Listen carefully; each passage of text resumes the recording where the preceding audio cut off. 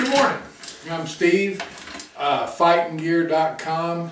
I go by Fighting Gear on YouTube and also on my Facebook page, Fighting Gear Holsters. It's www.fightinggear.com if you want to check out my holsters. Finally going to get to the range today. Odd Missouri weather. It was snowing yesterday, just flurries, but it was snowing and in the mid-30s. Today, 60 degrees. I tell you, Missouri is a strange place for weather. I'm going to go out today and try to do actually two videos. One of them is on two old Smith & Wessons, actually not old, two Smith & Wessons I've had a while. Both of these are clear, the magazines are out, but I'll show you anyway. One of the guns is my old Smith & Wesson Performance Center. I've had this gun 15, 20 years. I believe it's a model 39, maybe a 59. I don't really remember. It's not actually marked with the model designation. It's just marked as a Performance Center pistol. I'll move this up here. Let me turn this light on. I moved my, actually moved my camera position today to try to get better light, but I don't know that I've done any better. But as you can see, it's a really nice two-tone gun. If you know for sure what the number generation on this is, or the number model, I mean, you might let me know. But I think it's either a 39 or a 59. I'm not sure. It says Smith & Wesson. Get my glasses here. Should have been better prepared. It says on it, it has the Smith Performance Center logo right there. And then on the barrel, it just says 9mm P Performance Center. And like I say, it's a really nice gun. I've had it a long time. I don't shoot it a lot, but for a while it was one of my principal defense guns. Actually, back when I used this mostly as a defense gun, there was not a concealed carry provision, and so I carried it sometimes open on a belt holster when I had my little shop in Springfield, and then in the car and stuff, I carried it in the vehicle with me, but I did not conceal carry it back then. The other gun I'm going to be shooting, and I have a couple of these, is Smith & Wesson. This is a M&P 9 compact. I also have a 9 full size, a 40, and a 357 SIG. So I'm a big fan of the M&P series guns. I don't know how well you can see this one, but anyway, it's a real nice gun. I'm going to shoot those. Now this one has the XS big dot sights on it, which I really like. They're not super accurate for target work, but they're really fast and easy to pick up for what I would call combat shooting, other than I'm not really a combatant, but I mean, I guess at some point in my life I may have to be. Has a very big dot on the front with a tritium insert, and then a express style sight on the back. But I'm going to compare those out at the range, and then I'm going to come back afterwards and give you a little bit more thoughts on the two pistols. These are have all been cleared. Should have not had so many of them in my hands at once, but anyway, what I've got with me today, I've got an old gun I've had for, gosh, I don't know, 15 years, 20 years maybe. It's a Smith & Wesson, decock that, Smith & Wesson Performance Center firearm. I believe it's based on the model 39. It's two-tone. It's a beautiful gun. Hopefully you can see it out here in the sun. I've also got the Walther P99 AS, which is also a Smith & Wesson Walther combination. And then, let me set those down, kind of as a control gun in my insider. This gun is not clear, but I am out at the range. This is my Smith & Wesson M&P 9 compact. And I'm going to be shooting all three of those today at the plates, kind of testing them for reliability and everything. And then when I get back, I'm going to kind of go through them a little bit, gun to gun, compare them, let you know what I think about them. It's interesting to see the different generations Smith & Wesson's been through, the changes they've made and how they've come out. I've always been a big fan. I'm not a basher of any gun, but the Smith products I've always liked. They've never failed me. So anyway, I'm going to turn this around, get some shooting going here, and then, like I say, I'll have some comments back at the house about each individual gun. I'm going to start out with the Smith Walther 99. I'm just going to shoot it at 10 yards. That's where I do most of my shooting. And like I said, I'm going to find out kind of just how it runs, see where it hits. I've never shot the gun before, so I'll be interested to start with this one, and then I'll do some comparisons.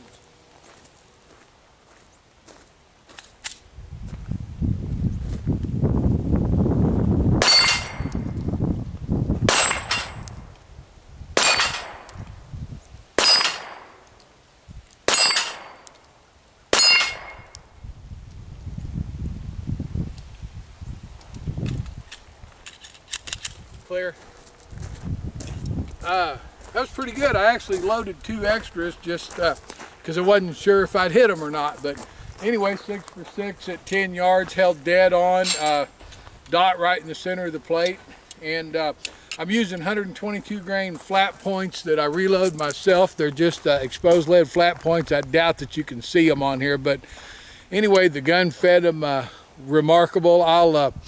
I'll put some hollow points in it at some point here and see how reliable it is with the hollow points, but I certainly had no problem with it at all.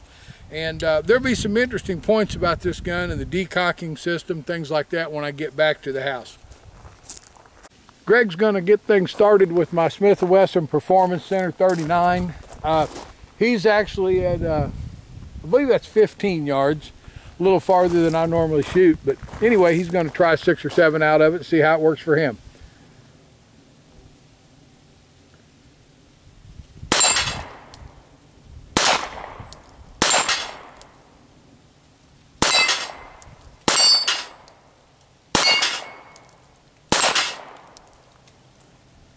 Six for 7, one just under the plate, about a ½ inch. That's the first time he's ever shot that gun, so it's that's also with the 122 grain flat point all lead reloads. What'd you think? Very nice.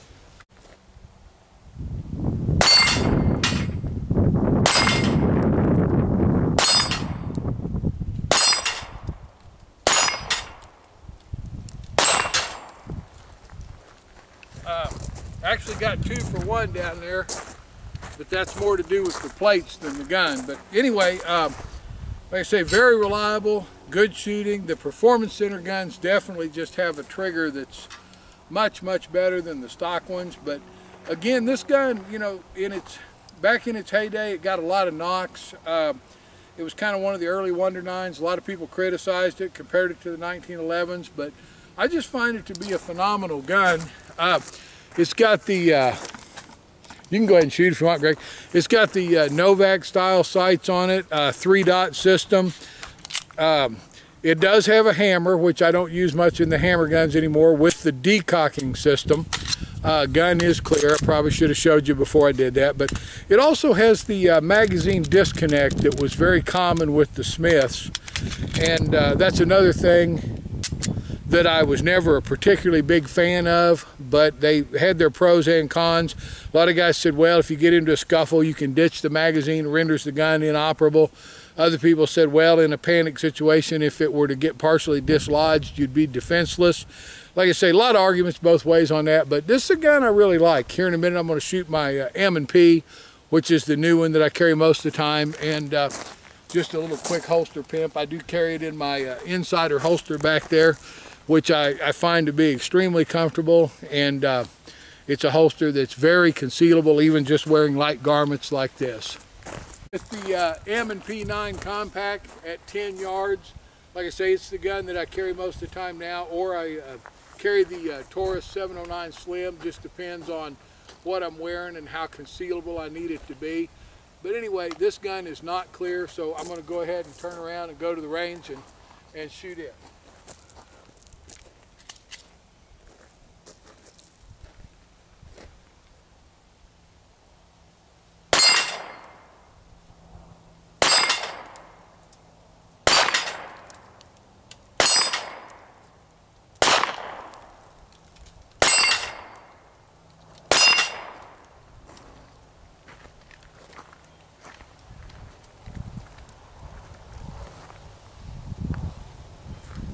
Gun's clear now.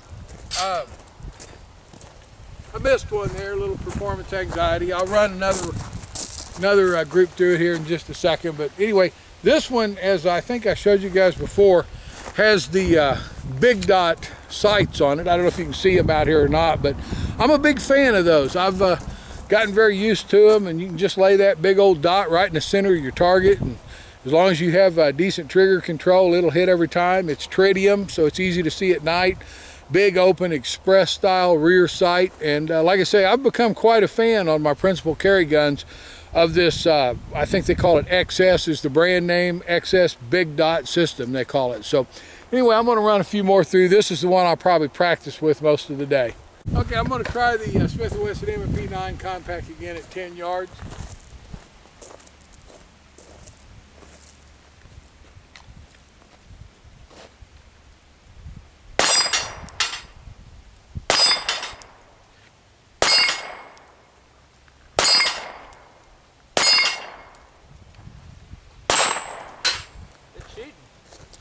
It's 7 for 6 shots. That's about as good as it gets.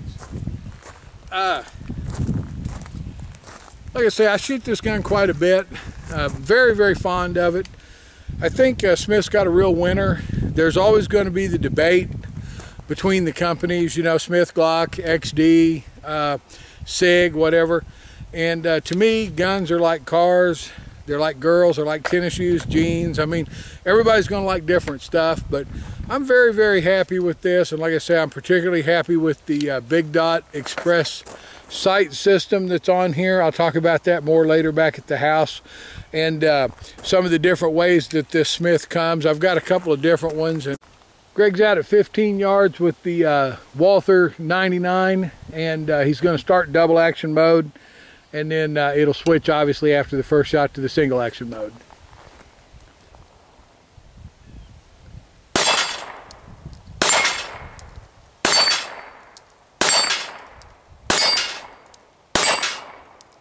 It just don't get much better than that.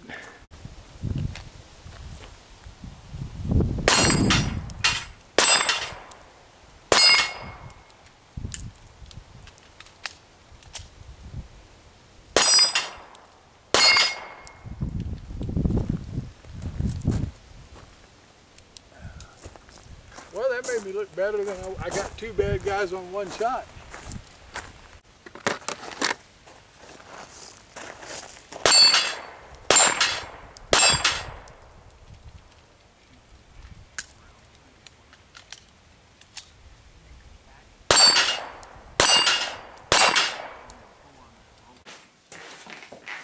I'm back. I've actually moved my camera again. Like I said, I'm trying my best to get better light here. As you can see, both of those guns were very reliable, very, very functional, both plenty combat accurate. The Smith & Wesson came with 2 12-round magazines. The Smith & Wesson M&P, I'm sorry, came with 2 12-round magazines, one with a finger extension, one without. The Smith & Wesson Performance Center gun also came with 12-round magazines, both with finger extensions on it. The older Smith is a hammer type gun with a decocking system, and the decocker also, even with a magazine in, will disconnect the trigger. You put the safety back up, and then of course at that point it will fire in a double action mode the first time. After the slide cycles, then it will fire in the single action mode subsequently. This one also, I don't know if I just mentioned it or not, but I'm going to double check it one more time. When you fire it, it is a double strike capacity. However, if you do not have the magazine in, this one is rendered inoperable. It must have the magazine in to fire.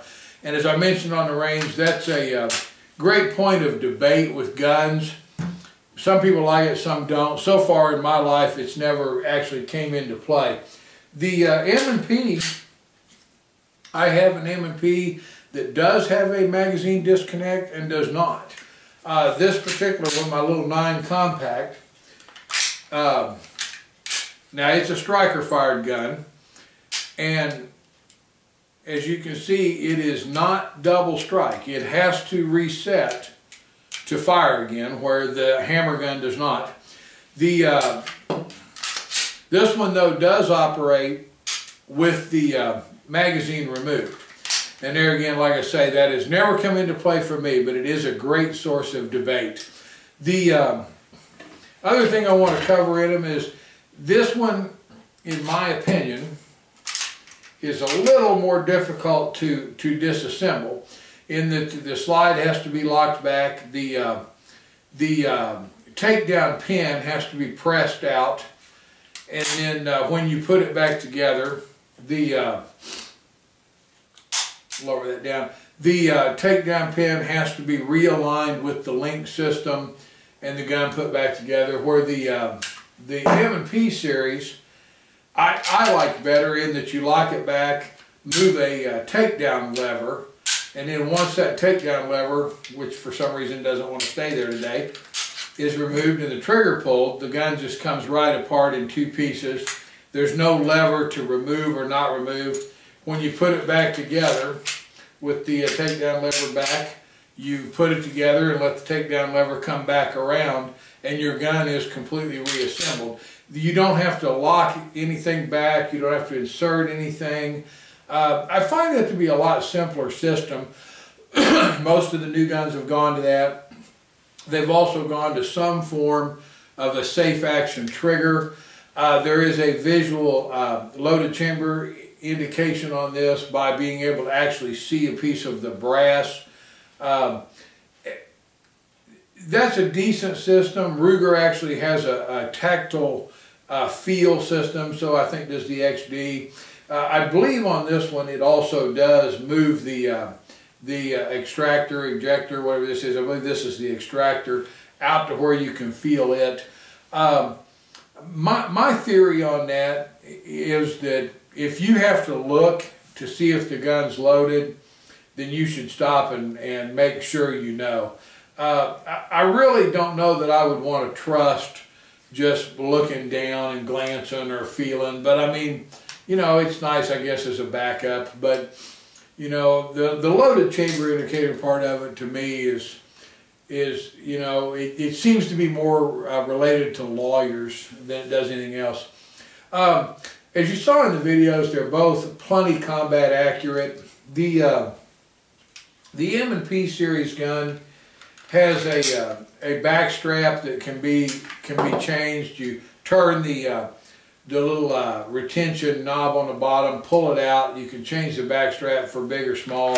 It's very ergonomic. I own a Glock and XD. I own actually a couple of each of those as well. And I find the Smith, just, I don't know how well you can see this, but the shape of the grip I find to be just very comforting to my hand.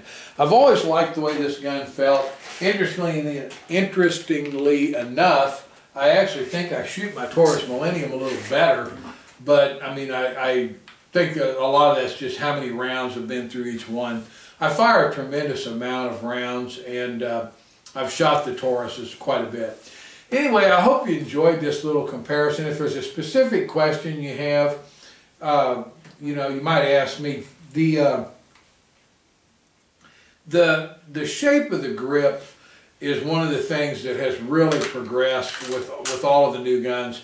The older Smith, very square, a little bit different angle on it. I don't know what the angles are, but I do think that the older guns are not quite as comfortable, a little boxier. The trigger, while this Performance Center gun has a very good double action pull hammer trigger, you can see it's still very long. And I do think that the newer striker fired type guns, the triggers are much nicer, much better in a stress situation. You also, in theory, you have a less complicated manual of arms, especially once you get a gun like this into a cocked position.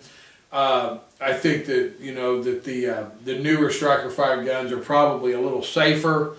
But, you know, there again, like I say, if you have the decocker, I don't think this is too bad. I've always been a little uncomfortable seeing people that are new with the 1911s because there is no decocker system on them.